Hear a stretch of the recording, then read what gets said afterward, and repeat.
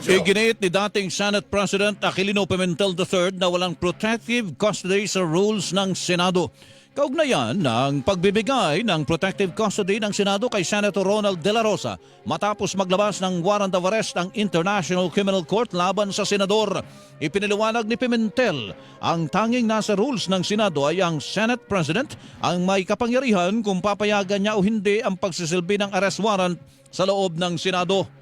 Sa rules ng Senado, ang merong may control ng Senate premises is the Senate President. Nasa power ni Senate President through the Sergeant-at-Arms and his other personnel to allow or not allow the serving of arrest warrants inside Senate premises. Nasa power niya yun. Kaya hindi na kailangan, siguro sinamahan na lang siya ng iba niyang kasamahan na sabi na protective custody, pero what is really being exercised here is the power of the Senate President to control the Senate premises. Ang tinig ni dating Senate President Aquilino Pimentel III.